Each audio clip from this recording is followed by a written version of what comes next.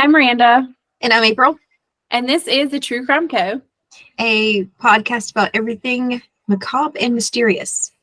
Today we're going to talk about Colleen Stan.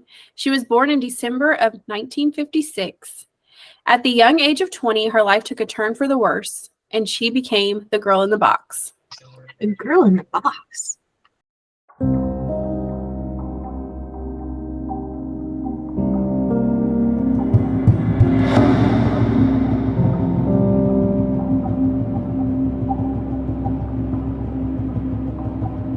Today's case is rough, so buckle up and prepare yourselves.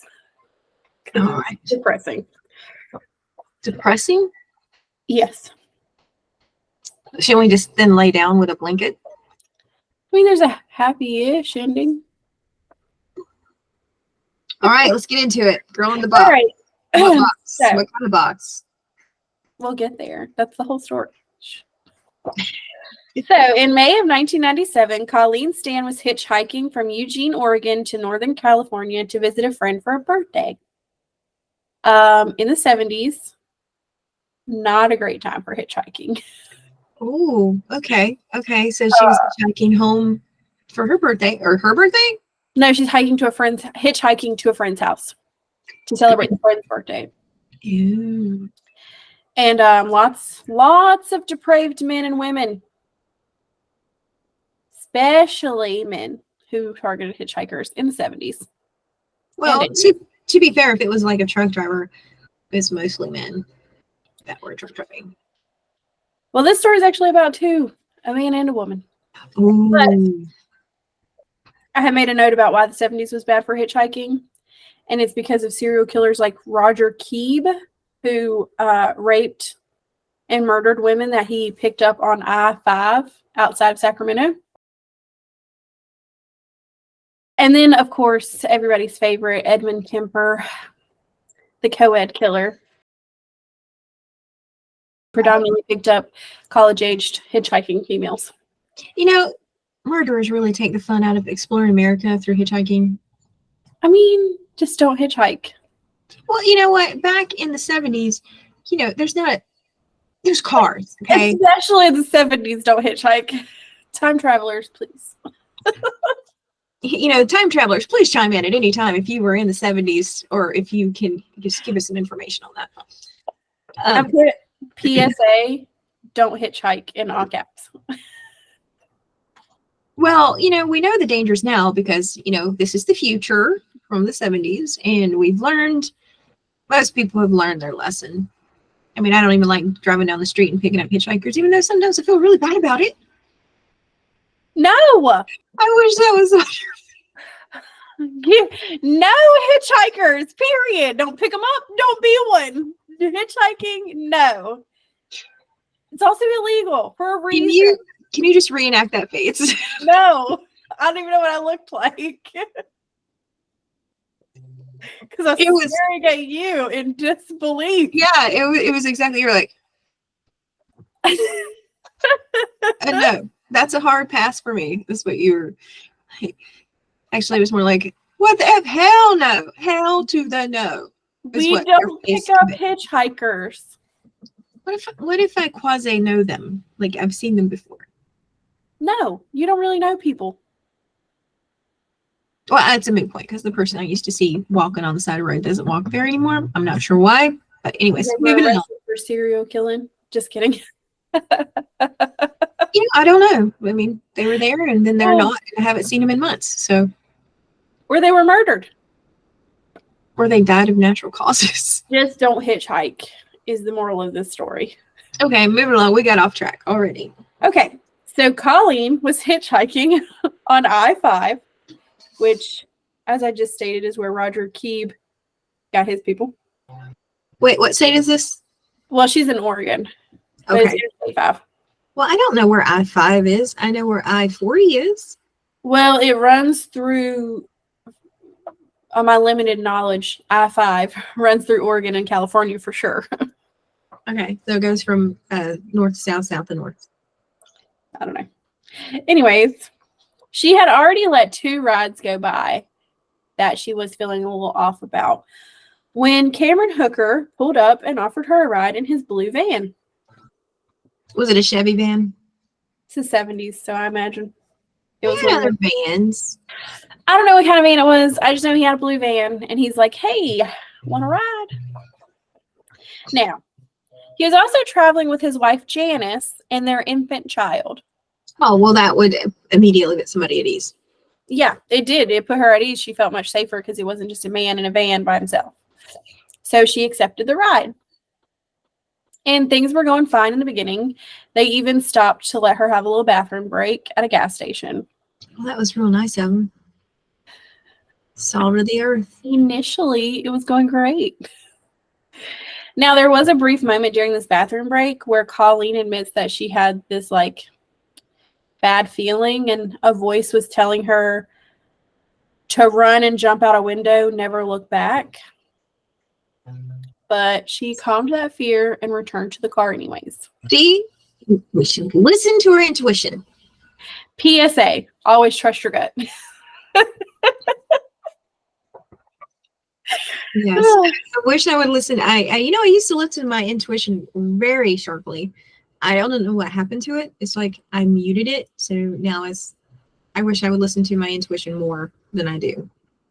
My intuition is always wrong because generalized anxiety disorder. Anyways, Cameron and Janice told Colleen that they were going to make a stop to look at something cool. One of the sources that I read said that it was like an ice cave, and they're like, we're going to check out this really cool ice cave. Are you cool with that? In California? Yeah, I don't know. Oregon? I mean, I don't know where they are at this point in the journey. what time of year is this? May. And there's an ice cave? Listen, it's cold underground. I don't know. Anyways, Colleen didn't really protest the decision, so Cameron turned off the main road onto a dirt service road. Red flag. So, at some point, they stopped the vehicle, and Janice got out with the child, leaving Cameron and Colleen alone in the car. Cameron then produced a knife, held it to Colleen's throat, and demanded that she listen to his every demand. I don't like that I said demand twice, but he was like, you're going to do what I say or die.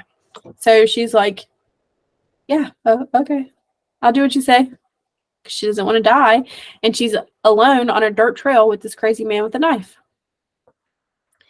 So he puts her head in a wooden box that has carpet in it. And she said that the part around her throat was really tight and the carpet made it very difficult for her to breathe. What? They put her head in a box. Yeah, he had a box that was outfitted to close around someone's head and lock. And the neck hole was really tight on her neck, so that restricted her breathing. And then the inside of the box was carpet, which also restricted her breathing. Is it for screaming? I don't know. It didn't let light or fresh air in. I mean, I'd already be halfway dead because, allergens inside of a carpet, I'd be sneezing my head off. It does make sense if they kind of try to use the carpet as like a soundproofing mechanism. Could they get something that doesn't hold as much dust? And I don't really think they were concerned with her comfort. I mean, did they like when she was in the bathroom where they were like, you get the box, I'm gonna take the baby away, and you just put her face in the box. And that's our plan. Maybe. Okay. Oh, the end of the story is terrifying, just so you know.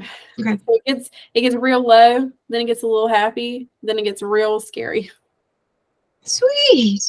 So, turns out that Cameron had some pretty weird, awful fetishes. Besides putting a woman's head in a box with carpet? Yeah, besides that. So, he had been forcing Janice to act on these weird fetishes, and she was just like, she's like, you're just going to have to get somebody else because I'm done? Kind of, yeah. So, the couple had come to an agreement where Cameron could capture a sex slave to act out his sexual bondage fantasies as long as there was no penetrative sex with the slave. Then I guess it is still a sex slave. But she's just like, you must capture. You can't negotiate. I know there's underground fetch clubs in the I mean, 70s, man. I don't know if that was her. I don't know if she was like, go kidnap somebody. I think maybe, we don't know, but maybe she was like, hey, maybe you can get a sex slave and stop forcing me to do all this crazy shit I don't want to do. And he was like, sure, let's kidnap him. And she was like, if it gets me out, do you? Or do somebody else, just not me. That's right. So when they got to the Hooker residence in Red Bluff, California, they let her take her head out of the box. They blindfolded her, stripped her naked, and strung her up in the basement. And I literally mean suspended her in the air, tied her up. Like bondage tie-up? Yeah, or like, just general, I'm going to hang you up there and then I'm going to do whatever I want? So I know he tied her hands up, and she was originally standing on some kind of like chest. And then like he moved the chest away, so she was dangling by her arms. Sounds very uncomfortable. Well, it gets worse. Because then Janice watched as Cameron proceeded to torture Colleen. And when he was done, it doesn't say, it just says torture. But he wasn't allowed to penetrate, so I'm assuming just like beating the crap out of her and weird stuff. Well, I mean, was he not allowed to penetrate with himself? Yeah, I think that's, so in the beginning, I think it's just penetration, period. But it does change a little bit. So after he was done torturing her, Janice and Cameron had sex by her feet on the floor while she was suspended in the air.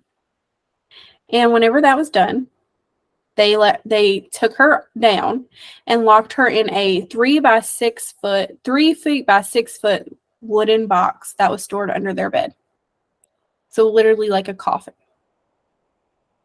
3 by 6. So 3 feet is like the width of my elbows. That was very, oh my gosh. I'm surprised. Yeah. Hopefully if she wasn't claustrophobic then, she will be now. For the next 7 months. Did it have carpet in it too?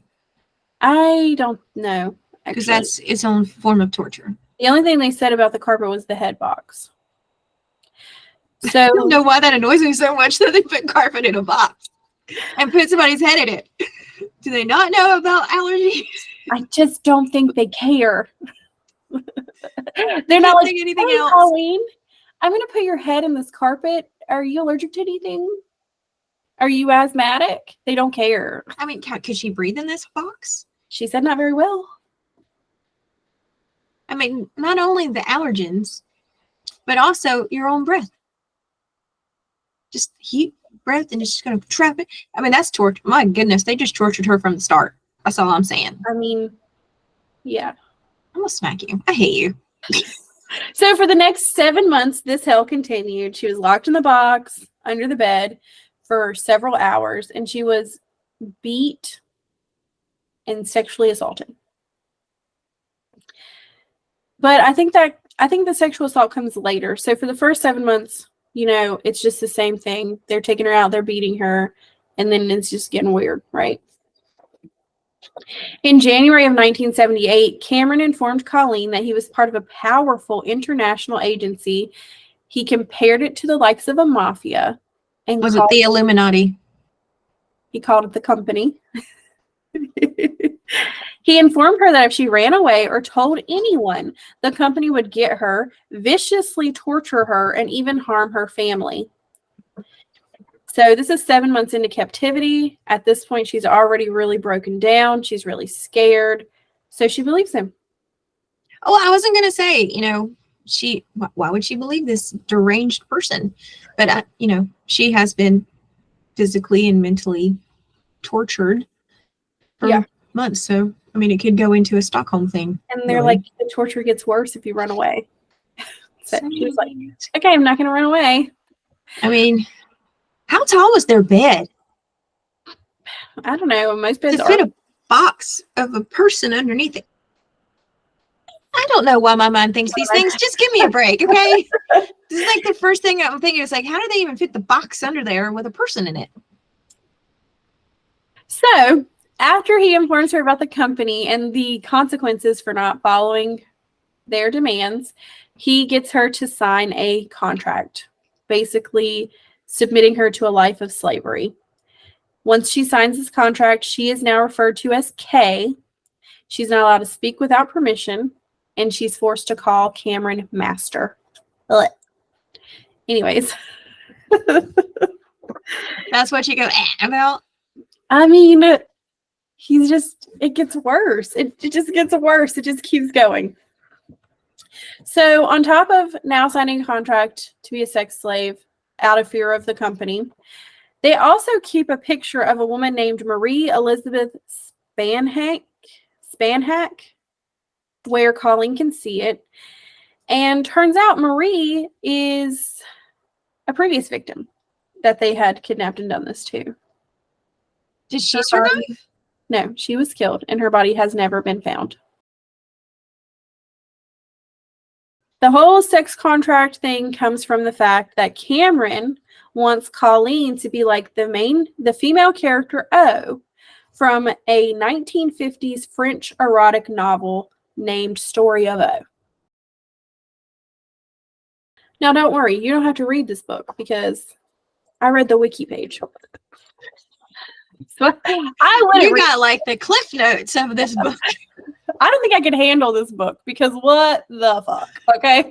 Oh, F-bomb. This is what I got from the wiki page, and it's enough already for me. Wow. A little vanilla there, aren't you? No, I don't think so. Why don't we just wait and hear what this says? Okay. Fair enough. So, the book is about a beautiful fashion photographer named O, and she has this lover named Renee. It's a man who belongs to a BDSM type secret society. Only it's like, oh, it's wild. It's no offense, but I don't know. This is too much. So, Renee brings O to the elite club, and she is trained to service the other members of the club. O is readily available for oral, vaginal, and anal intercourse, and is regularly blindfolded, stripped naked, chained, whipped, and her anus is widened by increasingly large butt plugs. But wait, there's more. And you know, it's really sad is now people just do this for fun. I'm reading where I actually typed my notes out, right? And it's like, at some point in this wild ass book, O is branded on her butt, and she has her labias pierced. And there's a scene in this book, apparently, where she's like being shown off in the club, and there's a leash attached to her vagina piercing. I don't know why, but that was the straw for me. I was like, I'm done with this book. I never read it, but I was done with the synopsis at this point. I would be hard pressed to read the back leaf of it explaining what the book is about. Well, the book is marketed as a love story. I mean, and if you have a consensual BDSM relationship, great. Which it does sound like that's what this book was about. But that's fine because some people really enjoy that. I myself probably would not. Maybe I am just too vanilla because I was like, I feel like this goes beyond BDSM. There's flavors for everything. Anyways. After the slavery agreement was signed, we're back to Cameron. Cameron began to rape Colleen orally because he did not want to break the agreement with Janice. But also, he started using objects to sexually assault Colleen vaginally and anally. I don't know. He felt like that was kosher, I guess.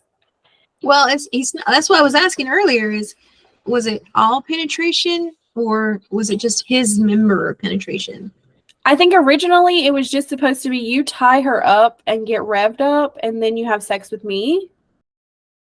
But then it turned into, I guess, sex with his wife wasn't enough. So that's when he started like also doing these things to Colleen. Well, I guess. Okay, I'm not even saying anything. Go ahead. At some point, they moved out of the house and into a mobile home. And I don't really know why they moved or what's up with that, but they did. And in 1978, Janice gave birth to her second child on the bed over the box that Colleen was locked in. So their infant child is now how old? I've already lost track of the years here. Let's see, 77, so just a year. So at this point, she's kidnapped in May of 77, and this is sometime during 1978. So it's been like a year. Dang. I got quickly. I mean, I got nothing. Good Lord, this thing is. You know how to pick them. I told you it was a bad one. I said this is the them. worst one we've done so far. Thus far. Over time, due to Colleen's compliance, probably due to her psychological fear and the physical torture, the couple started to allow her more freedom. Like, she was able to go out and jog, she was able to do yard work, and she even helped them take care of the kids inside the house. They kind of just wanted a nanny. A sex slave nanny. Oh my God. I mean, maybe they were like, wow, 2 kids is a lot. Come on, Colleen. I don't know.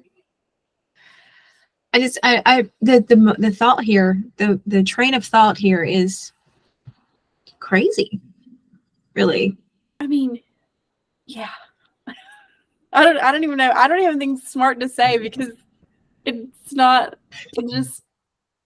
Yeah. But the thing is, I mean, okay, yeah, it didn't have the internet, you didn't have apps to find like-minded people. But you know what? You could put a coded message in the paper, okay?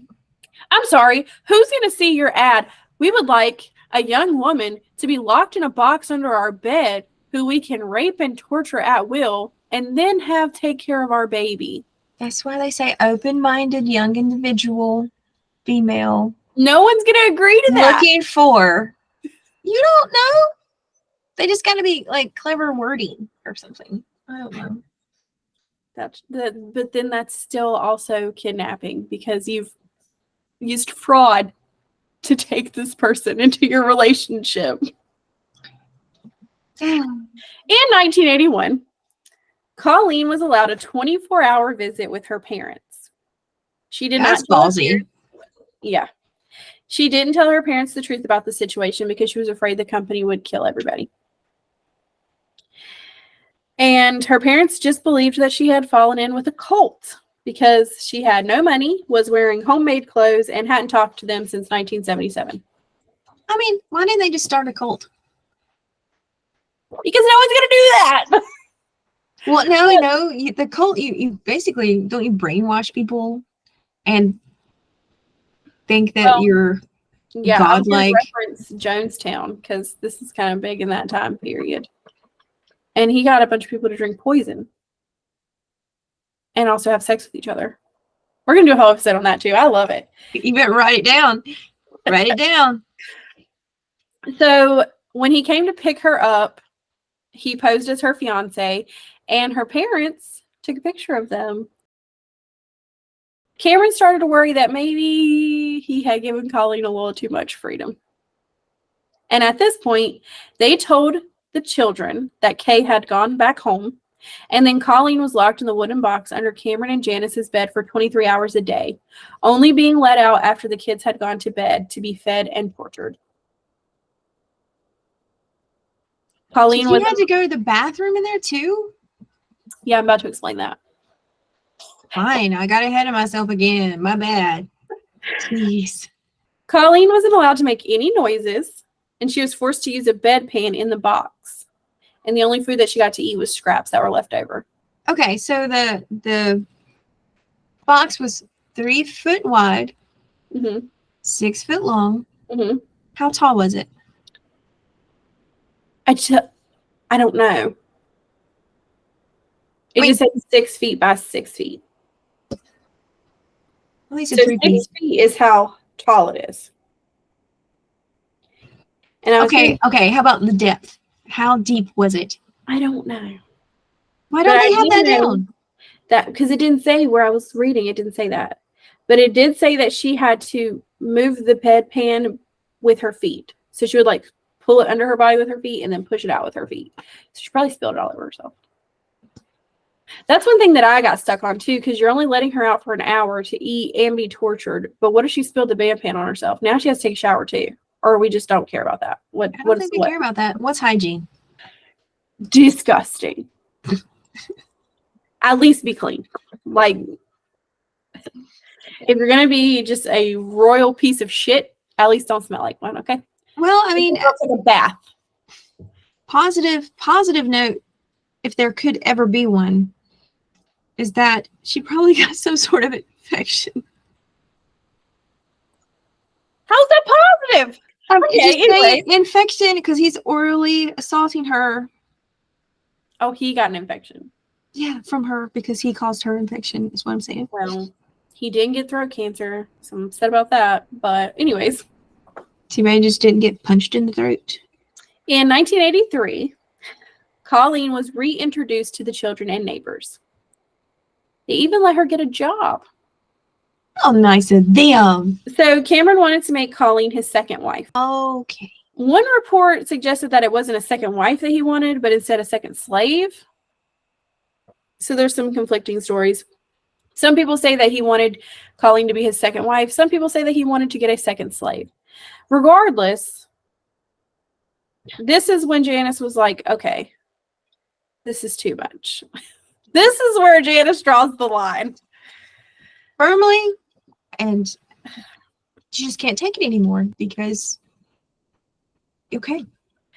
So in August of 1984, Janice informed Colleen that the company was real, but Cameron was not a member. And at that point, Janice allowed Colleen to leave the house. So Colleen fled to the bus station and went home. I also noted that I'm not sure how she got a bus pass because she didn't have any money, but semantics. Maybe Janice gave her some money. Yeah, maybe, because Janice wanted her out of there. She's like, you're doing too much, which is why I think that it was a second. I think he wanted to make Colleen his second wife, because at this point she's working, she's helping take care of the kids, and he's just like straight up sexually assaulting her. Like, and Janice is like, wait a minute, what about me? So both of these women are still alive, so maybe I'm sorry if I've offended anyone. I'm sorry if I've offended Colleen in any way. Janice, not so much. Okay. What? There She's is a horrible such person thing. too. There is a such thing as battered women syndrome. There is a such thing. So let's just keep that in mind. Moving forward. Colleen did not report to the police. She just went home. And there was even a couple sources that said that she continued to talk to Cameron for the next few months. And it's believed that was at behest of Janice, who wanted to give Cameron time to reform. I don't think there's any hope for Cameron. Dude broken. It doesn't matter, because 3 months after letting Colleen go, November of 1984, Janice turned Cameron into the police. And she was like, look, he kidnapped and murdered Marie Elizabeth Spanhack. And he also kidnapped and raped and tortured Colleen Stan. And Marie had actually gone missing in 1976. And they did try to locate her body. But with the information they had, they were never able to. So they also were never able to convict Cameron of her abduction or murder. So that's okay. So a slight redeeming quality for Miss Janice going to the police. Yeah, sure. Years later. I said slight redeeming quality. So the children. Well, I'm pretty sure Janice got to raise the kids. Great. So Janice was provided immunity in exchange for her testimony against Cameron. She claims that she had been brainwashed and abused since the very beginning of their relationship, and that she had only survived the ordeal through denial and compartmentalization. I don't know how you compartmentalize sleeping on a bed that a girl is locked under. Well, maybe that's why she couldn't make any noise. Maybe. I know she couldn't make noise because the kids weren't supposed to know she was there. Well, we don't. Nobody knows what happened in there except for those 3 people. It's true. Mhm. Cameron was convicted in 1985 for abduction by use of a weapon, rape, and sexual abuse. He was sentenced to 104 years in prison, becoming eligible for parole in 2023. I said, that's wild underneath that segment. That's kind of what's an understatement. But when in 2023, like, I mean, we're almost over with it right now, but It doesn't matter because that changed. oh, thank goodness. Not for the better. Not for the better. No. For who? Society? Society in general. So he had his hearing date moved up 7 years to 2015 by an elderly parole program because he's old as shit now. But on April 16th, 2015, he requested parole, but it was denied, and he wasn't eligible again for another hearing until 2030. Yay! But in 2021, isn't there? There's always a but. In this case. In 2021, Colleen Stan was advised by authorities that Cameron Hooker was looking at the possibility of parole in March of 2021 due to the COVID-19 pandemic. The parole hearing never happened. Instead, a hearing was held to determine whether or not Cameron should be classified as a sexually violent predator. No decision has been made in reclassifying him, and new laws make him eligible for release. So I did try to follow up on this because I was sure that you would want to know. I do want to know. And why was he not relabeled as a violent sex offender? So that is still, that decision is still being talked about in court, like right now. Like they're still trying to make that decision. So this whole thing started in 2021 and it still has not been settled in 2023. How hard is it to make the decision of all the facts that he is a violent sex predator? Well, it doesn't help that he's 74. So, you know, there's people in there that are like, how much harm could he do? But Grandpa, let me tell you what, they made blue pills, number one. Ew. Even if he has erectile dysfunction, they got a cure for that somewhat. They got a Band-Aid for it. It's not really a cure. It's a Band-Aid. And he can still assault people with other things. And they have gotten a more of a option now and a more availability online. Yeah, and if he doesn't tell people who he is, nobody's going to know. And then freaking Grandpa is like, help me with my groceries. And then he tases you. And then you wake up in his sex dungeon where he has shelves of Viagra, apparently. If he changes his name, can you change your name if you're a felon? You can lie. Do you check the social security records of everyone who tells you their name? No. I would be behind. The processing is behind on that. I do run every name that I hear through the sex offender registry, just so we're all clear. I do not. It's PTSD from a previous person that we all know. Yeah. Real still upset about that. Everybody's getting name checked, okay? Anyways. So, Colleen Stan has changed her last name and attempted to move on with her life. I'm not going to say her new last name. 1, because I never found it. And 2, because she deserves some freaking peace, okay? How can you say her last name if you never found it? Yeah, I wasn't going to mention that. I was just going to say I'm not saying it because I'm a good person, but that's a lie. You're just making yourself look better. It's like, I am thinking of Colleen, and I will not provide her new last name. That's exactly why I said it that way. So she studied for an accounting degree. I'm not really sure if she actually got that degree. I didn't see any confirmation. And I don't know her new name, so I can't look it up. Let's just assume she did. Yes, good for you, Colleen. Absolutely. She has had several marriages that didn't work out. I didn't really like how a lot of the articles were like, even in her attempts to move on, she failed. She had several failed marriages because sometimes it just doesn't work out. But also, when you have like 7 years of rape bondage trauma, that probably doesn't help. So I didn't want to say failed. I just said that she had a couple marriages that didn't work out. I mean, it would take a very special person to handle that PTSD right there. Yeah. I mean, very special. And let's be Maybe real. even eunuch. I don't know. Men aren't shit these days, so. I mean, these days. This happened in 1976. I was going to say, and they definitely weren't great then. There are, okay, wait. There are some good men out there.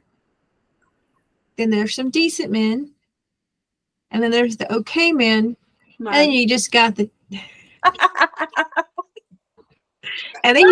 trash. Husband's a good man. He just doesn't use his brain sometimes. Back to this. Colleen also has a child who unfortunately is in jail. But she did join and volunteers with an organization dedicated to helping abused women. I didn't put the name of the organization, which I do know, but I didn't put it because privacy. Well, they can just Google it. I didn't say the name, so how are they going to Google it? They can, you're not the only one who knows how to research crap. That's true. It was right there in an article. You can find it, but I'm not giving it. Work for it. If you want it, you got to get it yourself. We don't do free handouts here, except for our opinion. Serving opinions free all day, every day.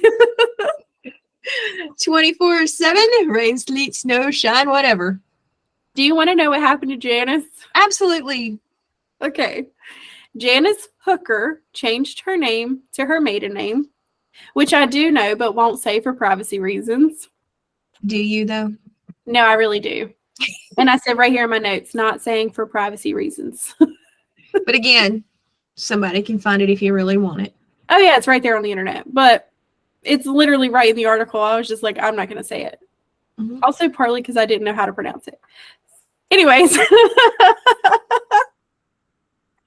She became a registered associate social worker and works in the mental health profession. Love that.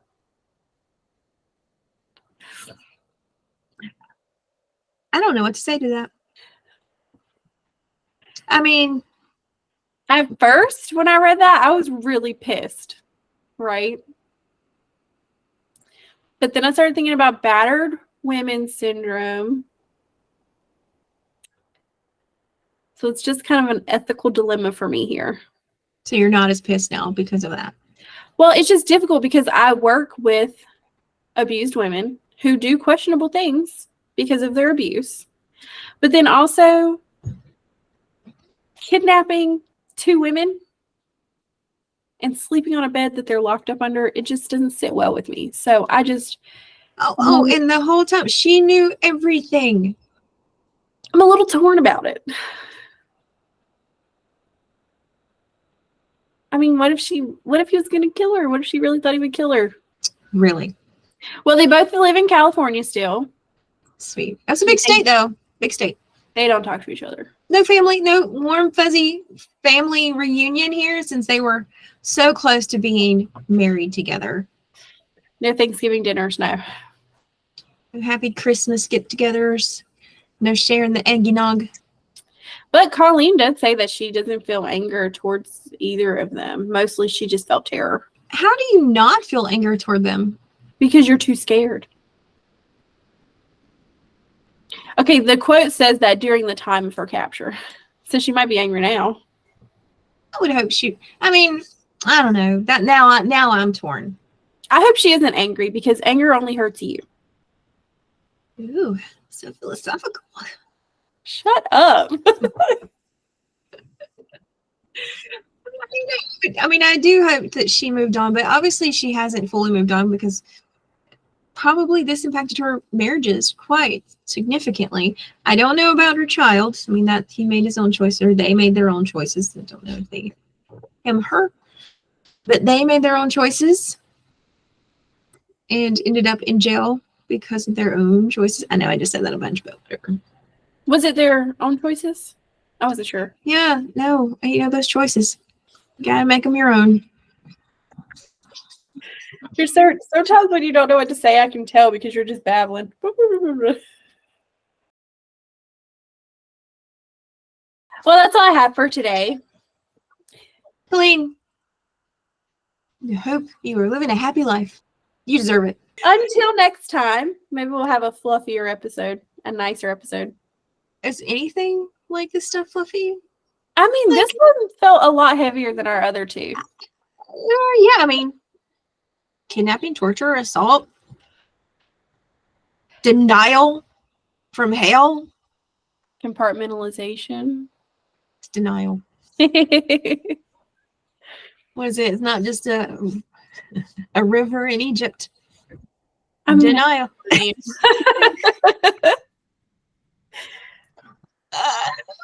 Okay, fine. Bye. Bye.